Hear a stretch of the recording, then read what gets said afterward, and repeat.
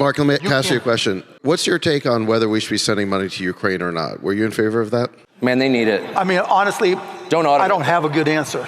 I can make an argument both ways, and half my family is Ukrainian from my grandparents. And so, personally, I think we should help, but I don't have a studied answer for you. How much money have you sent to Ukraine? None. Oh, so what do you mean by we? You're the one whose family's from Ukraine. Like, why don't you send them $1 billion? Because I'm trying to fix healthcare.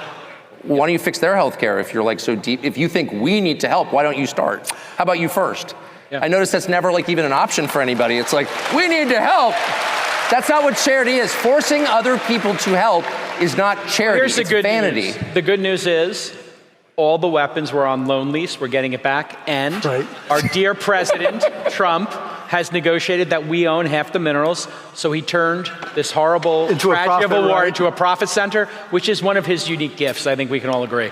Okay. This data covers from April of 2024 to March of 2025, and it shows the end of the Biden administration was possibly not as big in terms of job growth as first thought of this. Now, the Biden administration, they created in this period 1.76 million jobs. So the 911,000 will be subtracted from the 1.76 million jobs, which comes out to 849,000, showing the Biden job growth not as strong as first thought. The bottom line is, because of all this false narrative, and you using the term disappearing people, well, is that's disgusting. What's happened. That happened to the group that was sent to El Salvador. U.S. citizens get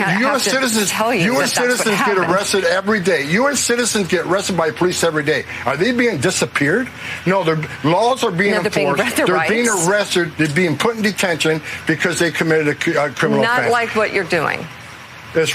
Not even close. We're enforcing the law and arresting people here in violation of law that are public safety threats. That's not disappearing people. That's enforcing the laws of this country and making this country safer. And that's an important distinction.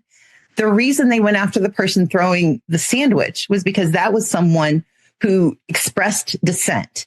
And in an authoritarian regime, you respond to dissent with overwhelming force. I got information from a senior state official last night indicating that they had good intel that they thought it was likely that ICE would be coming to Evanston today and in the coming days. And we just felt that we had a responsibility to let our residents know so they could work to protect themselves. We've been doing everything we can to protect our residents from before Donald Trump took office, passing strong sanctuary laws to make sure our police are not cooperating with federal civil immigration enforcement, protecting our data, switching off our license plate cameras when we learned that data was being shared.